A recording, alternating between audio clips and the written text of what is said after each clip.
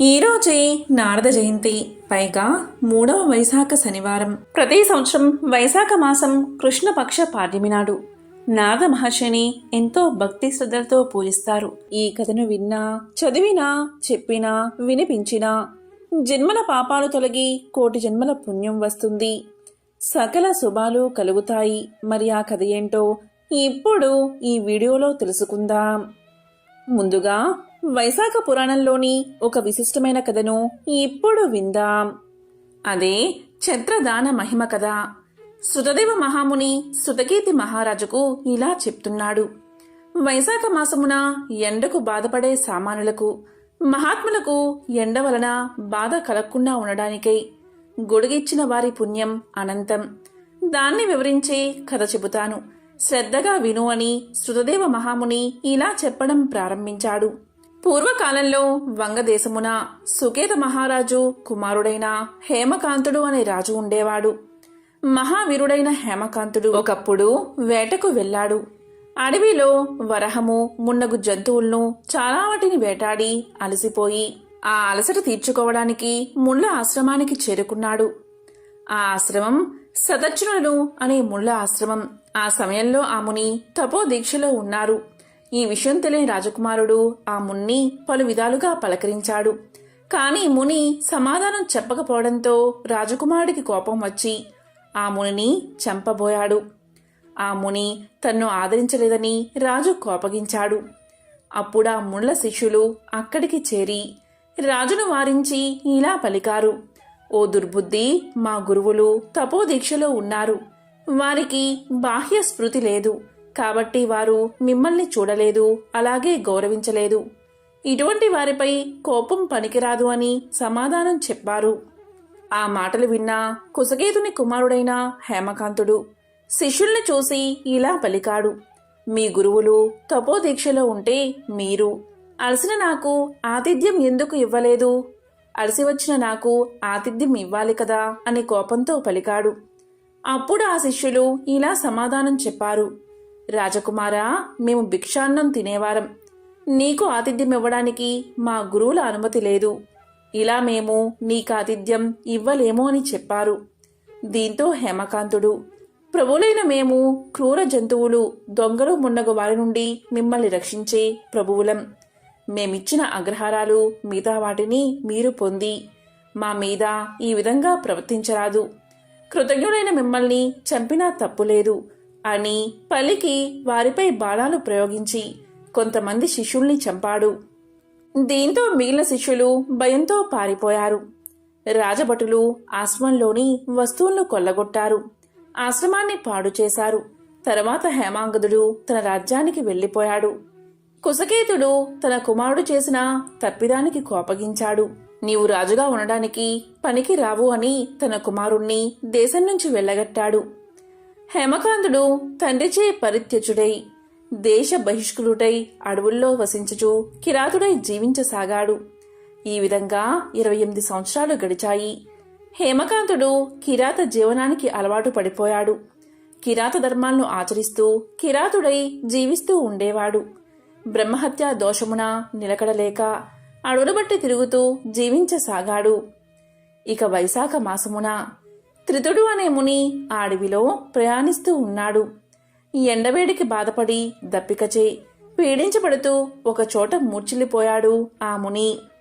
దైవికంగా ఆ అడవిలోనే ఉన్న హేమకాంతుడు ఆ మున్ని చూసి జాలిపడ్డాడు.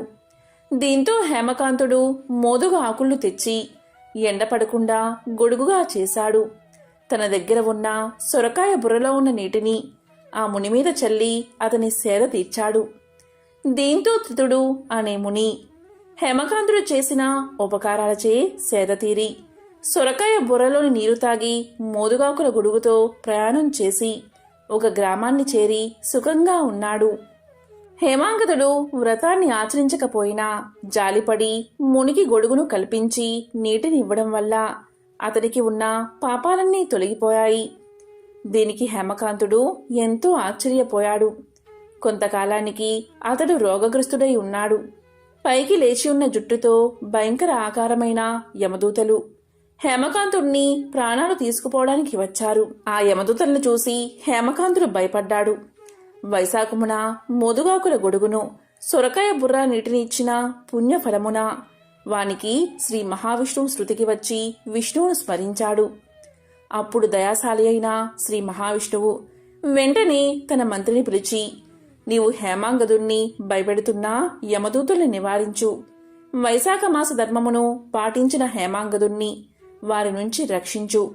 హేమాంగదుడు వైశాఖ ధర్మము ఆచరించి నాకిష్టమైన వాడయ్యాడు, పాపహీనుడు అయ్యాడు. ఇందులో ఎటువంటి సందేహమూ లేదు. ఇంతకు పూర్వం అపరాధాలు చేసినా నీ కుమారుడు వైశాఖ ధర్మాన్ని ఆచరించి ఒక మున్ని కాపాడాడు. మోదుగాకుల గొడుగును నీటిని ఇచ్చినవాడు. ఆ దాన ప్రభావమున ఇతడు శాంతుడు, దాంతుడు, చిరంజీవి, శౌర్యాది గుణ సంపన్నుడు, నీకు సాటైనవాడు. కాబట్టి వీణ్ణి రాజుగా చెయ్యమని నా మాటగా చెప్పమని శ్రీ మహావిష్ణువు విక్షసేనుణ్ణి హేమాంగదుని వద్దకు పంపాడు. భగవంతుని ఆజ్ఞ ప్రకారం విక్షసేనుడు హేమాంగదుని వద్దకు పోయాడు. యమదూతలకు విష్ణు మాటలు చెప్పి పంపెను. హేమాంగదుణ్ణి తండ్రి అయిన కుశకేతు వద్దకు తీసుకుపోయి శ్రీ మహావిష్ణువు చెప్పిన మాటలను చెప్పి అతన్ని హేమాంగదుణ్ణి కుశకేతువుకి అప్పగించాడు. దీంతో కుశకేతువు భక్తితో చేసిన పూజను స్తుతులను స్వీకరించాడు. కుశకేతువు కూడా సంతోషంతో తన పుత్రుణ్ణి స్వీకరించాడు. తన పుత్రుడికి రాజ్యాన్ని ఇచ్చి విక్షసేనుని అనుమతితో భార్యతో పాటు వనాలకు వెళ్లిపోయి తపస్సు ఆచరించబోయాడు. విక్షసేనుడు కుశకేతువును హేమాంగదుణ్ణి ఆశీర్వదించి విష్ణు సాన్నిధ్యాన్ని చేరుకున్నాడు. హేమకాంతుడు మహారాజయ్యను ప్రతి సంవత్సరం వైశాఖ మాసమున వైశాఖ వ్రతాన్ని దానికి చెందిన దానాలు చేసి విష్ణు ప్రీతికి పాత్రుడయ్యాడు. హేమాంగదుడు బ్రహ్మజ్ఞాని అయి ధర్మ మార్గాన్ని అవలంబించి శాంతుడు, దాంతుడు, జితేంద్రియుడు, దయాస్వభావి అయి అన్ని యజ్ఞాలను చేశాడు. సర్వ సంపదలను పొంది పుత్రపౌత్రులతో కూడినవాడై సర్వభోగాలు అనుభవించాడు. చిరకాలము రాజ్యాన్ని చక్కగా పాలించి విష్ణు లోకాన్ని పొందాడు. కాబట్టి శృతకీర్తి మహారాజా, వైశాఖ ధర్మాలు సాటిలేనివి, సులభ సాధ్యములు, పుణ్యప్రదాలు, పాపాలు దహించును అని, ధర్మార్థ కామోక్షాలు కలిగించును అని, ఇట్టి ధర్మాలు సాటిలేని పుణ్యఫలాన్ని ఇచ్చును అని శృతదేవుడు శృతకీర్తి మహారాజుకు వివరించాడు అని నారదుడు అంబరీషుడికి చెప్పాడు. హైందవ పురాణాలలో నారదుడికి ఉన్న ప్రత్యేకత అంతా ఇంతా కాదు. సకల శాస్త్ర పారంగతుడు, సంగీత కోవిదుడు అయిన నారదుడు అవతరించింది ఈ రోజే. ఈ సందర్భంగా స్వామి విశిష్టతను తలుచుకునే ప్రయత్నం చేద్దాం. నారదుడి జన్మరహస్యం భాగవతంలో కనిపిస్తుంది. తను బ్రహ్మ మానస పుత్రుణ్ణి అని నారదుడే స్వయంగా వ్యాసుడికి చెబుతాడు. నారదుడు హరిభక్తుడు. ఆ హరినామ స్మరణతోనే ముల్లోకాల్లోనూ సంచరిస్తూ గడుపుతూ ఉంటాడు. ఎక్కడెక్కడి కబుర్లను వార్తాహరులా చేరవేస్తూ ఉంటాడు. నారదుడికి కలహ భోజుండు అనే పేరు అందరికీ తెలిసిందే. అక్కడి మాటలు ఇక్కడ, ఇక్కడి మాటలు అక్కడ చేరవేయడమే కాకుండా ఆ మాటలతోనే మంటలను రాజేయడం తన ప్రవృత్తి. కాని అందుకు ఫలితంగా జరిగే గొడవలన్నీ కూడా లోక కళ్యాణానికి దారితీయడం ఒక విశేషం. పురాణాల్లో హిరణ్యకశపుడు లాంటి ఏ రాక్షస వధ చూసినా, సత్యభామ లాంటి ఏ దేవత గర్భభంగాన్ని చూసినా వాటి వెనుక నారదుడి హస్తమే కనిపిస్తుంది. నారదుడు భక్తుడే కాదు, మహాపండితుడు కూడా. ఆయన రచించిన నారద పురాణం ఒక అద్భుతమైన ఆధ్యాత్మిక గ్రంథం. ఒకరోజు నారదుడు వైకుంఠంలో శ్రీ మహావిష్ణువు యొక్క సన్నిధిలో ఉన్నాడు. తనకంటే గొప్ప భక్తుడు ఎవరూ లేరనే అహంకారం నారదుడికి కలిగింది. తానెప్పుడూ నారాయణ నామస్మరణ చేస్తూ ఉంటాడు కనుక తానే ఉత్తమ భక్తుడు అనుకున్నాడు నారదుడు. ఆ భావాన్ని మహావిష్ణువు ముందు వ్యక్తీకరించాడు. నీకంటే గొప్ప భక్తుడు ఫలానా గ్రామంలో ఉన్నాడు, నువ్వు అక్కడికి వెళ్ళు అని నారదుణ్ణి పంపాడు విష్ణుమూర్తి. దీంతో నారదుడు ఆశ్చర్యపోయాడు. ఆ భక్తుడు ఎవరో తెలుసుకుందామని ఆ గ్రామానికి చేరుకున్నాడు. ఆ భక్తుణ్ణి చూశాడు. అక్కడ ఒక రైతు తెల్లవారుజామున లేవగానే నారాయణ అనుకుని తన పనుల్లో నిమగ్నమయ్యాడు. తిరిగి రాత్రి నారాయణ అనుకుని పడుకున్నాడు. రోజుకు 2 సార్లు మాత్రమే నారాయణ స్మరణ చేస్తున్నా ఇతను గొప్ప భక్తుడా అనుకుని నారదుడు తాను చూసింది చూసినట్లుగా మహావిష్ణువుకు చెప్పాడు. అప్పుడు మహావిష్ణువు నారదుణ్ణి పరీక్షించాలి అనుకుని, నారదా, నీకు ఒక గిన్నె ఇస్తాను. నూనె గిన్నె ఇస్తాను. అది పట్టుకుని ఒక్క బొట్టు కింద పడకుండా వైకుంఠమంతా తిరిగి రావాలి అన్నాడు. నారదుడు ఆ గిన్నె తీసుకుని వైకుంఠమంతా తిరిగి మహావిష్ణువు దగ్గరకు వచ్చాడు. అప్పుడు విష్ణువు ఇలా అన్నాడు, నారదా, నువ్వు ఎన్నిసార్లు భగవన్నామం స్మరించావు అని అడిగాడు. దానికి సమాధానం చెప్తూ నారదుడు ఇలా పలికాడు, గిన్నెలో నుంచి నూనె బొట్టు కింద పడకుండా చూస్తున్నాను. మీ నామాన్ని ఒక్కసారి కూడా స్మరించలేదు అని సమాధానం చెప్పాడు. అప్పుడు నిజమైన భక్తుడెవరో గ్రహించాడు నారదుడు. భగవంతుడి నామస్మరణ ఎప్పుడు చెయ్యాలి, ఎలా చెయ్యాలి అనే సందేహాలు చాలామందిలో కలుగుతూ ఉంటాయి. భగవంతుణ్ణి స్మరించడానికి ఎలాంటి నియమాలు లేవు. సర్వకాల సర్వావస్థల్లోనూ స్మరించుకోవచ్చు. మన పనులు నిత్యం చేస్తూనే శుద్ధ భక్తితో భగవంతుణ్ణి స్మరించాలి. అసలు స్మరణ ఎందుకు చెయ్యాలి అంటే భగవంతుడి అనుగ్రహం కోసమే. వార్ధక్యంలో మాత్రమే భగవంతుణ్ణి స్మరించుకుందాం అనుకోకూడదు. దైవ చింతనకు వయసుతో నిమిత్తం లేదు. వాల్మీకి, వ్యాసుడు, శుకుడు, ప్రహ్లాదుడు, ధ్రువుడు లాంటి మహాపురుషులను మహాభక్తులుగా మలిచినవాడే నారదుడు. అటువంటి మహానుభావుడి జన్మ రహస్యం మీకు తెలుసా? నారదుడు పూర్వజన్మలో దాసీపుత్రుడు. తల్లి ఐశ్వర్యవంతుడైన బ్రాహ్మణుడి ఇంటిలో ఊడిగం చేసేది. ఆమె వెంటే యజమాని ఇంటికి వెళ్లేవాడు ఆ బాలుడు. ఒకసారి కొంతమంది సన్యాసులు చాతుర్మాస దీక్ష గడపడానికి ఆ ఇంటికి వచ్చారు. వారికి సేవలు చేస్తూ ఉండమని యజమాని నారదుణ్ణి పురమాయించాడు. సన్యాసులు పిల్లవాడైన నారదుడి సేవలకు ముచ్చట పడ్డారు. దీక్షాకాలం పూర్తయి వెళ్లిపోతూ నారదుణ్ణి వాత్సల్యంతో పక్కన కూర్చోబెట్టుకుని ద్వాదశాక్షరి మహామంత్రాన్ని, ప్రణవాన్ని ఉపదేశించారు ఆ మునులు. మాయా, సత్యం ఇంకా ఎన్నో విషయాలు బోధించారు. ఆ బోధనలు నారదుడి మనసులో బలంగా నాటుకున్నాయి. నారదుడి తల్లి పాముకాటుతో చనిపోతుంది. పాముకాటుతో తల్లి చనిపోయాక లోక సంచారం చేస్తూ ఈశ్వర అన్వేషణ చేస్తూ జీవనం గడిపేస్తాను అనుకుని అరణ్యంలోకి వెళ్లిపోయాడు నారదుడు. అక్కడ క్రూర సర్పాలు ప్రాణుల్ని చూసినా ఈ లోకమంతటా నిండి ఉండి శాసించే శ్రీమన్నారాయణుడు అందరికీ అండగా ఉండగా నాకే ఆపద రాదు, నాకేమి భయం అనుకుని ఒక రావి చెట్టు కింద కూర్చుని ద్వాదశాక్షరి మంత్రాన్ని తదేకంగా జపించసాగాడు. ఆ సమయంలో ఒక మెరుపులా శ్రీమన్నారాయణుడి దర్శనం లీలామాత్రంగా అయింది. అశరీరవాణి ఇలా పలికింది, నారదా, ఈ జన్మలో సత్పురుషులతో తిరిగిన అదృష్టం వల్ల నీకు లీలామాత్ర దర్శనాన్ని ఇచ్చాను. నీవు చూసిన రూపాన్ని బాగా చూడాలని కోరుకుంటూ నా గురించే చెబుతూ, పాడుతూ, మాట్లాడుతూ ప్రకృతి ధర్మాన్ని అనుసరించి ఒక రోజున ఈ శరీరాన్ని వదిలేస్తావు.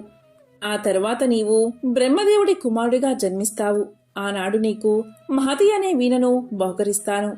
దానిమీద నారాయణ స్తోత్రం చేస్తూ స్వేచ్ఛగా లోకాల్లో విహరిస్తావు అన్నాడు శ్రీమన్నారాయణుడు. ఆయన చెప్పినట్లుగానే కల్పాంతం తర్వాత తన కుమారుడుగా నారదుణ్ణి సృష్టించాడు బ్రహ్మ. మహతి అనే వీణను ఇచ్చాడు. ఆ వీణపై నారాయణ నామం చెప్పుకుంటూ లోకమంతటా స్వేచ్ఛగా తిరుగుతూ వైకుంఠం, సత్యలోకం, కైలాసం ఇలా ఎక్కడికి వెళ్లినా లోక సంక్షేమాన్ని ఆవిష్కరించేవాడు నారదుడు. భగవంతుడి శక్తి గురించి మాట్లాడేవాడు. దేవతలు, రాక్షసులు అనే తేడా లేకుండా అందరికీ ఉపదేశాలు చేసేవాడు. అందువల్ల నారదుణ్ణి దేవతలు, రాక్షసులు సైతం గౌరవించేవారు. జగత్ కళ్యాణం కోసం పాటుపాడుతూ అన్ని యుగాల్లో, లోకాల్లో, సమాజాల్లో, కార్యాల్లో నిరాటంకంగా ప్రవేశించి పనులు చక్కబెట్టేవాడు. భక్తి సూత్రాలు రచించి వాటిని లోకంలో చాటి చెప్పేవాడు నారదుడు.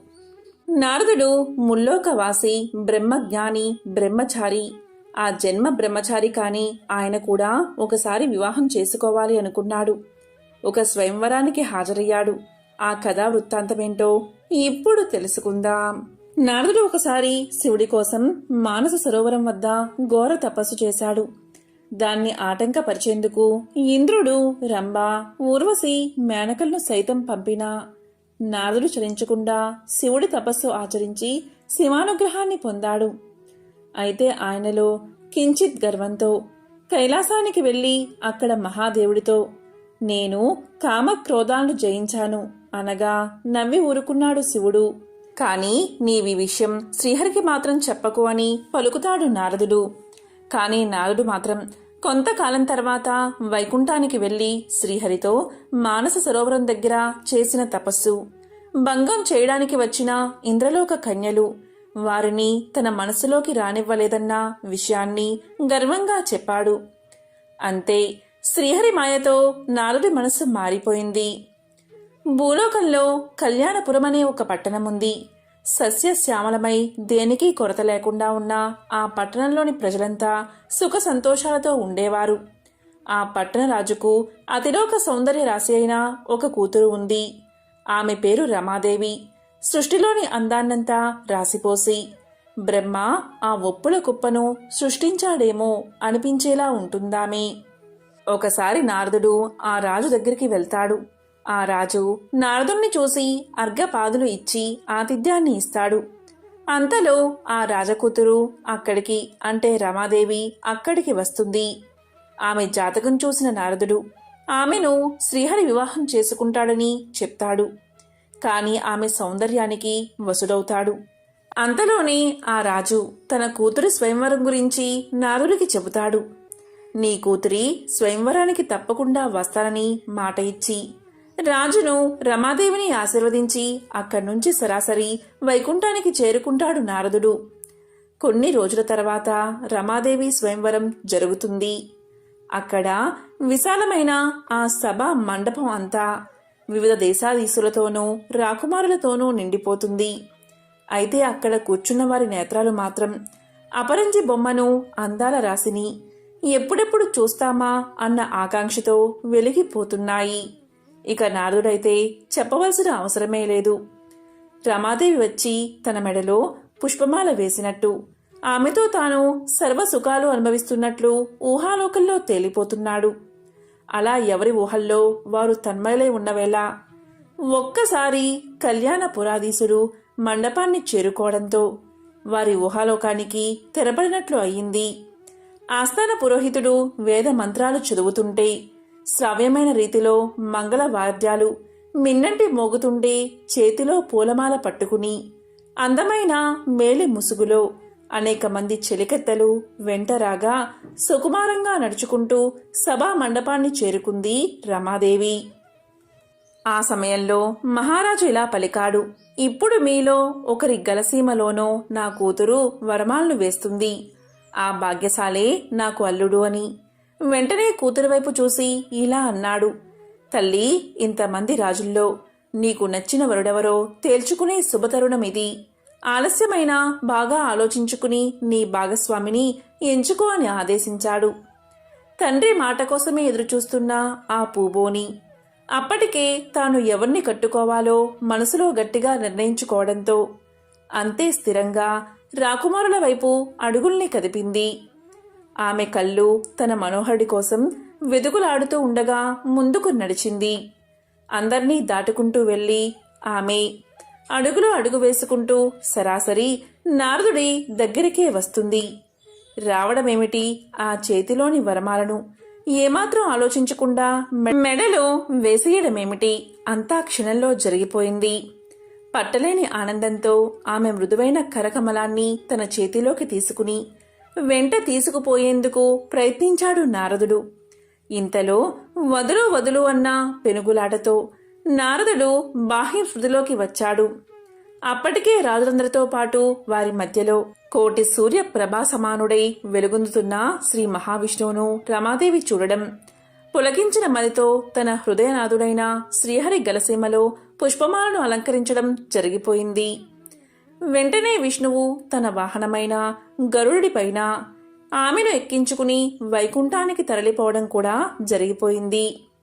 ఇప్పుడు నారదుడు తన పక్కనున్న రాకుమారుడి చెయ్యి పట్టుకుని తీసుకుపోయేందుకు ప్రయత్నించగా వదలమని కేకలు వేసింది అతనే. ఈ దృశ్యం చూసి అక్కడ ఉన్నవారంతా పకపకా నవ్వసాగారు. ఆ నవ్వుతో నారదుడు తాను చేసిందేమిటో గ్రహించి సిగ్గుపడి తలవంచుకుంటాడు. అయినప్పటికీ రాజులు నవ్వు ఆపకపోవడంతో ఎందుకు నవ్వుతున్నారంటూ కోపంగా ప్రశ్నించాడు. నీ శరీరాకృతి చూసేందుకు శ్రీహరిలా కనిపిస్తున్నప్పటికీ ముఖం మాత్రం ఎలుగుబంటును కోతిని పోలి ఉంది. ఇక నిన్ను చూసి నవ్వక ఏం చెయ్యమంటావు అని ఎదురు ప్రశ్నించారు. అంతే, తనకు జరిగిన ఘోరమైన ఈ అవమానానికి ఏం చెయ్యాలో తెలియక తోకతొక్కిన తాచులా కూర్చున్న చోటు నుంచి సరున లేచి అక్కడ్నుంచి కోపంతో వైకుంఠానికి బయలుదేరి వెళ్లాడు. వైకుంఠంలో రమాదేవితో ఉన్న విష్ణువుని చూడగానే నారదుడి కోపం నశాలానికి అంటింది. అప్పుడు శ్రీహరి నారదుడికి చేసిన తప్పును వివరించాడు. దాంతో నారదుడు పశ్చాత్తాపపడి స్వామిని ప్రాధేయపడ్డాడు. తన తప్పును మన్నించమని వేడుకున్నాడు. జగత్తునంతటినీ మోహపరిచే మహామాయ తన్ని ఏమీ చేయలేదని ఒకసారి నారదుడు మహావిష్ణువుతో చెప్పాడు. ఆ మాటలు విన్న విష్ణుమూర్తి మౌనంగా తొలుపాడు. కొంతసేపటి తర్వాత వారిద్దరూ భూలోకానికి చేరుకుని కన్యాకుబ్జానికి దగ్గరలో ఒక సరస్సు దగ్గర దిగారు. అది సంధ్యా సమయం. అర్ఘ్యం ఇవ్వడానికి నారదుడు ఆ సరస్సులో 3 సార్లు మునిగాడు. పైకి లేచి చూసేసరికి ఒక స్త్రీగా మారిపోయాడు. ఈలోపు విష్ణువు నారదుడి వీణాదులను తీసుకుని అంతర్ధానమైపోయాడు.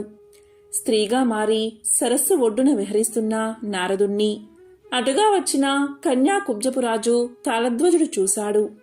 అతిలోక సుందరిలా ఉన్న ఆమెను వివరాలు అడగ్గా ఆమె తన పేరు కాని గతం కాని గుర్తులేమని చెప్పింది. తాళధ్వజుడు ఆమెకు సౌభాగ్య సుందరి అనే పేరు పెట్టి వివాహం చేసుకున్నాడు. వారికి 60 మంది సంతానం కలిగారు. వారు పెరిగి పెద్దవారయ్యాక పొరుగు రాజ్యంతో ఘోరమైన యుద్ధం సంభవించింది. ఆ యుద్ధంలో 60 మంది నిహతులు అయ్యారు. వృద్ధులైన తాళధ్వజుడు సౌభాగ్య సుందరి పుత్ర శోకంతో దుఃఖించడం మొదలుపెట్టారు. అప్పుడు ఒక వృద్ధురాలు అక్కడికి వచ్చి వారి దుఃఖం పోవాలి అంటే పుంతీర్థము అనే సరస్సులో ఒక చెయ్యి మాత్రం పైకి ఉంచి స్నానం చెయ్యాలని చెప్పింది. దీంతో ఆమె చెప్పినట్లు ఒక చెయ్యి పైకి ఉంచి స్నానం చేసిన సౌభాగ్య సుందరి నీటిలోంచి పైకి లేచేసరికి నార్విగా మారిపోయింది. నీటిపైకి ఉంచిన చెయ్యి మాత్రం అప్పటిదాకా జరిగిందంతా నిజమని రుజువు చేసేటట్లుగా స్త్రీ హస్తంలాగా ఉండిపోయింది.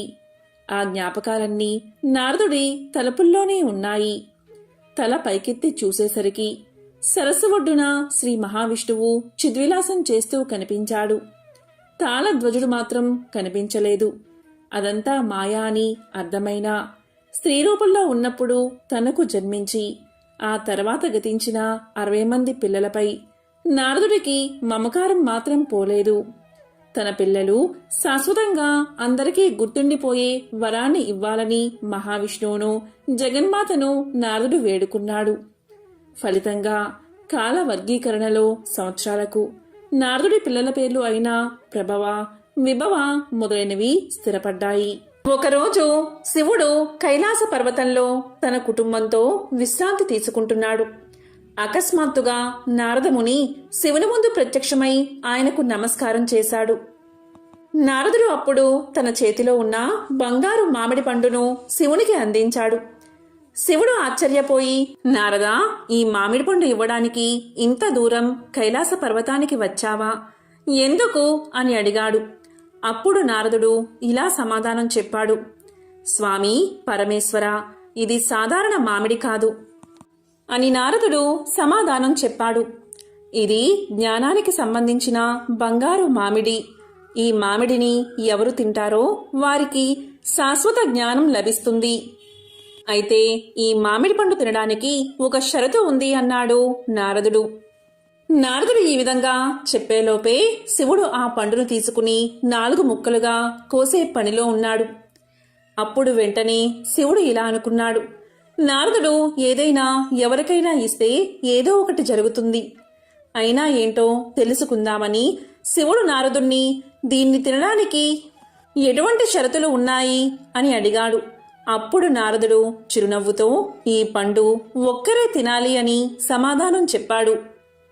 అలా వారిద్దరూ మాట్లాడుకుంటూ ఉండగా గణేశుడు, కార్తికేయుడు అక్కడికి వచ్చారు. ఆ బంగారు మామిడి పండును చూసి అది మాకే కావాలి అంటే మాకే కావాలి అని వాదులాడుకోవడం మొదలు పెట్టారు. అప్పుడు శివుడు ఇలా పలికాడు. మీలో ఎవరికి ఈ పండు దక్కుతుందో స్వయంగా నారద మహర్షి నిర్ణయిస్తారు అని. అప్పుడు నారదుడు ఇలా పలికాడు. ఎవరైతే ఈ ప్రపంచాన్ని ముందుగా చుట్టి వస్తారో వారికే ఈ పండు అని సమాధానం చెప్పాడు నారదుడు. నారదుడు ఇంకా మాటలు పూర్తి కాకముందే కార్తికేయుడు తన వాహనం నెమలి ఎక్కి లోకాలటిని చుట్టడానికి బయలుదేరాడు. కానీ గణేశుడు తన తల్లిదండ్రుల వద్దకు వెళ్లి వారి ముందు వంగి నమస్కారం చేశాడు. ఆ తరువాత తల్లిదండ్రుల చుట్టూ 3 సార్లు ప్రదక్షిణ చేయడం ప్రారంభించాడు. అప్పుడు శివపార్వతులు గణేశుణ్ణి ఇలా అడిగారు, గణేశ, నువ్వు ప్రపంచాన్ని చుట్టూ రావాలి కానీ బదులుగా మమ్మల్ని ఎందుకు ప్రదక్షిణ చేస్తున్నావు అని అడిగారు. దానికి గణేశుడు, మీరు నా తల్లిదండ్రులు, నా ప్రపంచం మొత్తం మీరే కదా, మీ చుట్టూ ప్రదక్షిణలు చేస్తే ప్రపంచం చుట్టూ ప్రదక్షిణలు చేసినట్లే అని సమాధానం చెప్పాడు. ఈ విధంగా గణేశుడికి గణాధిపత్యం లభించింది. దాంతో మామిడి పండు కూడా. మహాభారతం ప్రకారం నారద మహర్షి వేదాలు ఉపనిషత్తుల్లో పండితుడు, దేవతలచే ఆరాధించబడేవాడు, ఆయుర్వేద గురువు, జ్యోతిష్య పండితుడు, న్యాయమూర్తి, కవి, సంగీత విద్వాంసుడు. నారద భక్తి సూత్రం, నారద పురాణం, నారద పంచరాత్ర మరియు నారదీయ ధర్మశాస్త్రం, నారద మహర్షికి సంబంధించిన కొన్ని పవిత్ర గ్రంథాలు. ఎంతో పవిత్రమైన విశేషమైన నారద జయంతి రోజు నారద మహర్షికి సంబంధించిన ఈ పవిత్ర కథలను విన్నా, చదివినా, చెప్పినా, వినిపించినా సకల శుభాలు కలుగుతాయి. జన్మల పాపాలు తొలగి కోటి జన్మల మహాపుణ్యం మీకు కలుగుతుంది. పూర్వం ఒకసారి సనక సనందనాది మహర్షులందరూ వైకుంఠంలోని శ్రీమన్నారాయణుని దర్శనం చేసుకున్నారు. ఆయన్ని అనేక విధాలుగా స్తుతించిన తరువాత తాము వచ్చిన పనిని తెలియచేశారు.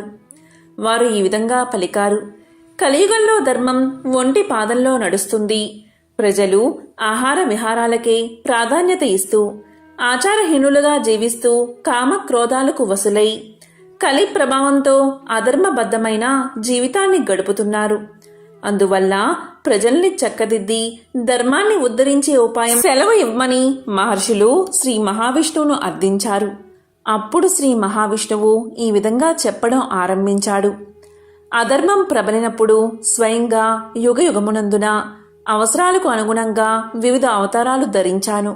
కానీ కలియుగం పాప భూయిష్టమై అధర్మం ప్రబలనిది. కలియుగంలో మొదటిగా తిరుమల వైకుంఠంలో ప్రత్యక్షంగా, తరువాత లక్ష్మీ క్రీడా స్థానమై మానవుల యొక్క ఘోర సంసార బాధలను సాగరమున నౌకవలే దరిచేచున్నది అయిన దక్షిణ గంగగా పేరుగాంచిన గౌతమి గోదావరి తీరమున ఒక పురమనడి అంటే వాడపల్లి పురమందు అవతరించి భక్తులను ఉద్ధరిస్తాను అని పలికాడు మహావిష్ణువు. ఈ విధంగా ఆయన ఇచ్చిన మాట ప్రకారం కలియుగ ప్రారంభమున తిరుమలలో శ్రీవారు అవతరించడం జరిగింది. తరువాత మహర్షులందరూ గోదావరి పుట్టిన ప్రాంతమైన నాసికా త్రయంబకం వద్ద తపస్సు చేసుకుంటూ ఉన్నారు. అప్పుడు శ్రీ స్వామివారు వారిని అనుగ్రహించి ఎర్ర చందనము అనే కొయ్యలో లక్ష్మీ సహితంగా అవతరించడం జరిగింది. ఇక మహర్షులందరూ శ్రీవారిని అర్చించుకుంటూ ఉండగా శ్రీ స్వామివారి ఆజ్ఞ మేరకు ఒక చందన వృక్ష పేటికలో ఉంచి వాడపల్లి క్షేత్రం చేరుకుని భక్తులను అనుగ్రహిస్తాను అని స్వామి తెలియచేశాడు. కొంతకాలానికి నౌకాపురి ప్రజలకు అంటే వాడపల్లి ప్రజలకు గౌతమి ప్రవాహంలో కొట్టుకు వస్తున్న చందన వృక్షం కనిపించింది.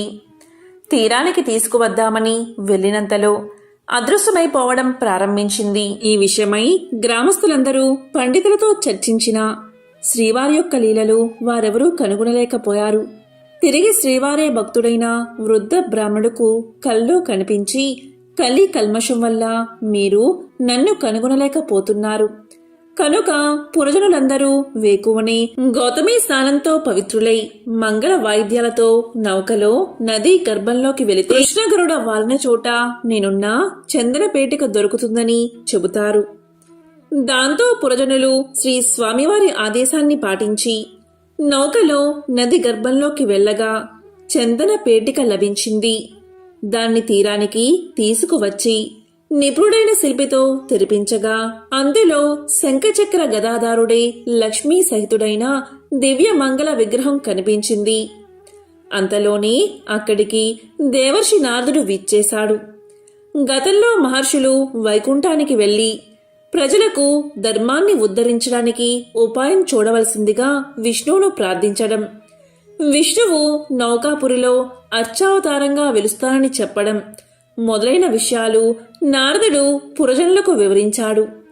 అందుకు నిదర్శనంగా శ్రీ స్వామివారు కటిహస్తానికి బదులుగా గదాదారుడై వెలుయుట జరిగినది.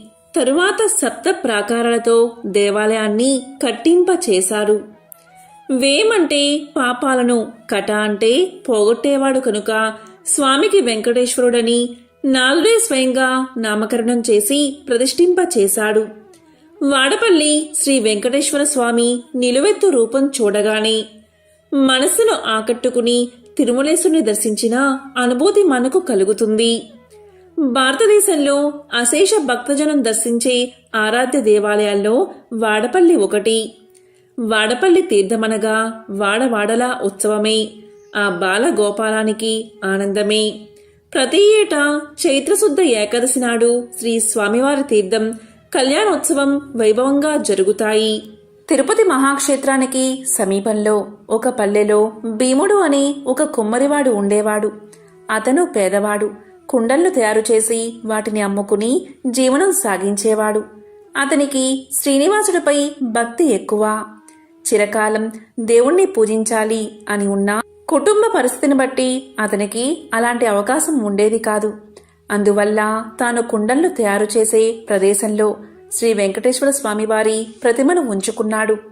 సారెపై కుండలను తయారు చేసేటప్పుడు తన చేతికి అంటిన మట్టిని పుష్పంగా చేసి భక్తితో స్వామివారి ప్రతిమ వద్ద ఉంచుతూ ఉండేవాడు. అది అతని నిత్య కృత్యంగా మారింది. ఆ ప్రాంతాన్ని పరిపాలిస్తున్న రాజు తొండమాండు కూడా శ్రీ వెంకటేశ్వర స్వామివారి యందు భక్తి కలిగి ఉండేవాడు. తొండమానుడు ప్రతిరోజు వెంకటాచలానికి పోయి స్వామివారిని బంగారు పూలతో అర్చించేవాడు. కొంతకాలానికి అతడిలో అహంకారం పెరిగింది. అతను పూజ చేయడానికి ఉద్యుక్తుడు అవుతూ ఉండగా తాను నిన్న పూజించిన బంగారు పూల స్థానంలో మట్టిపూలు స్వామివారి దగ్గర కనిపించాయి. కారణం అతనికి అర్థం కాలేదు. అర్చకులు తానుంచిన బంగారు పూలను అపహరించి మట్టిపూలు ఉంచుతున్నారని అనుమానించాడు. తన భటులను కాపలాగా ఉంచాడు. రాజు ఎన్ని విధాలుగా ప్రయత్నం చేసినా బంగారు పూల స్థానంలో మట్టి పువ్వులే స్వామివారి దగ్గర ఉండేవి. దీంతో మహారాజుకు మానసిక వ్యధ పెరిగింది. చింతాపీడితుడైన అతనికి శ్రీ వెంకటేశ్వర స్వామి కల్లో కనిపించి ఇలా తెలియచేశాడు. రాజా, సమీప గ్రామంలో భీముడు అనే కుమ్మరి ఉన్నాడు. అతడు కుండలు చేస్తూ నా స్మరణాన్ని, ధ్యానాన్ని విడవక పనులు చేసుకుంటూ ఉంటాడు. అతని భక్తి ప్రభావమున అతడుంచిన మట్టి పువ్వులు ఇక్కడికి నా సన్నిధానానికి చేరుతున్నాయి. నీ ఉంచిన బంగారు పువ్వులు అతడుంచిన పూలమందు నిలవలేక అదృశ్యమైపోతున్నాయి. భక్తిలో అతడు నీకంటే ఉత్తముడు, విచారించుకు అని ఊరడించాడు. తనను మించిన భక్తుడు మరొకడున్నాడని స్వామివారు చెప్పిన మాటలు పరిశీలించడానికై వెంకటాచలానికి సమీపంలో ఉన్న పల్లెలో బడులతో కలిసి తిరగసాగాడు రాజు. ఒక పల్లెలో సారెపై కుండ నుంచి తిప్పుతూ చేతికి అంటిన మట్టిని పుష్పంగా చేసి సమీపంలో ఉన్న శ్రీ వెంకటేశ్వర స్వామివారి ప్రతిమకు సమర్పిస్తున్న భీముణ్ణి చూసి ఆశ్చర్యపడ్డాడు రాజు. దీంతో రాజు భీముణ్ణి సమీపించి, ఓయి, నీవు స్వామిని మట్టి పూలతో ఎందుకు పూజిస్తున్నావు? నీకు పూజకు పుష్పాలు దొరకడం లేదా అని అడిగాడు. అప్పుడు భీముడు రాజుకు నమస్కారం చేసి, మహారాజా, మీ వంటివారు రావడం వల్ల నా ఇల్లు పావనమైనది. నేను చదువురాని మూర్ఖుడిని. స్వామివారిని ఎలా పూజించాలో నాకు తెలియదు. నేను దరిద్రుణ్ణి. కుండలను చేయనిదే నా కుటుంబం గడవదు. కాబట్టి నేను ఉదయం నుంచి సాయంకాలం వరకు కుండలను చేయక తప్పదు. అందువల్ల చేతికి అంటిన మట్టిని పుష్పంగా చేసి ఇలా స్వామివారికి సమర్పించుకుంటున్నాను అని వివరించాడు. దీంతో కుమ్మరివాడి మాటలు విన్న రాజు మిక్కిలి ఆశ్చర్యపడ్డాడు. కుమ్మరివాడి భక్తికి మెచ్చి అతనికి నమస్కారం చేసి తన రాజ్యానికి వెళ్ళిపోయాడు. ఆ తరువాత కొంతకాలానికి భీముడు సశరీరంగా వైకుంఠానికి చేరుకున్నాడు. శ్రీ వెంకటేశ్వర స్వామి భీముడి భక్తికి మెచ్చి, ఇక నుండి నా ఉదయం ప్రసాదం మట్టి పాత్రలోనే నివేదించాలని తొండమాను మహారాజుకు కల్లో కనిపించి చెప్పాడు. ఈనాటికి స్వామివారి సన్నిధిలో ఈ ఆచారాన్ని పాటిస్తూ ఓడు అనే ప్రసాదాన్ని మట్టి కుండలతోనే నివేదన చేసి ఆరాధిస్తూ ఉన్నారు. ఇక తొండమానుడు శ్రద్ధాభక్తులతో శ్రీ వెంకటేశ్వర స్వామిని అర్చిస్తూ నిత్యోత్సవాలు, రథోత్సవాలు, సమారాధనలు మున్నగు వాటిని జరిపిస్తూ మరుజన్మలో విష్ణు లోకానికి చేరుకున్నాడు. ఎంతో పవిత్రమైన విశేషమైన ఈరోజు ఈ కథలను విన్నా, చదివినా, చెప్పినా, వినిపించినా జన్మల పాపాలు తొలగి కోటి జన్మల పుణ్యం వస్తుంది. సకల శుభాలు కలుగుతాయి. ఓం నమో నారాయణాయ. ఓం నమః శివాయ. ఓం శ్రీ మహాలక్ష్మియే నమః. ఓం శ్రీ మాత్రే నమః.